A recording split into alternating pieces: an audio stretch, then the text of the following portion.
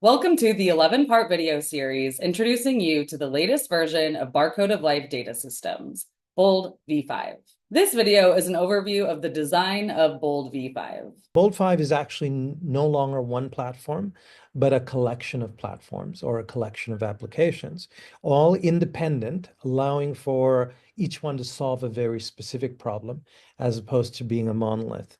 And so we have a data portal which hosts all public data, has dashboards allowing for summarization of that data, supports mirrors. The first mirror is going to be launched and Naturalis in Europe, but other mirrors are possible. If any national networks are looking for a mirror, this portal can be installed remotely and will automatically replicate data. And it supports rapid access to the data in high volume. A new ID engine that's performance-focused, multi-library, multi-method.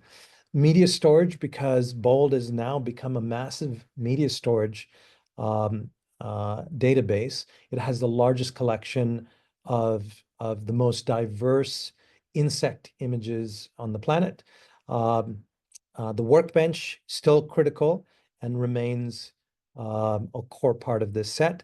A new API that's fast, which is wrapped by an R package, and a Python package will follow. And of course, the Knowledge Hub that will be hosting all sorts of information. Not all of this is fully migrated to public access. Some of it's still internal and under testing, but the data portal and the ID engine, those are really critical, and people have highlighted those as things that they would like to know more about. I just want to touch on the major design revision for those technically minded to help give some context into how big a change this is. The BOLD4 design was a monolith. Everything was integrated into a single application and platform, which had a heavy maintenance burden. The bigger it got, the slower it got. The new design is distributed. And because it's distributed, the data can live in multiple places. There's orchestration going through both central orchestration, which we will have. We can have multiple workbenches at different parts of the planet. So I'll give you an example here. We have the workbench in Canada.ca. There'll be a workbench in Europe that'll be hosted there.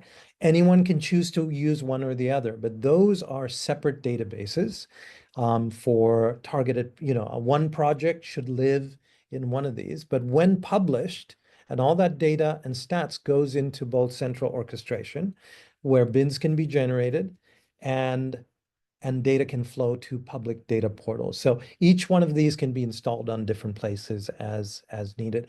But we will host everything here in Guelph for the long term. We just want to enable local residency of the data, which I believe is going to be more and more important over time.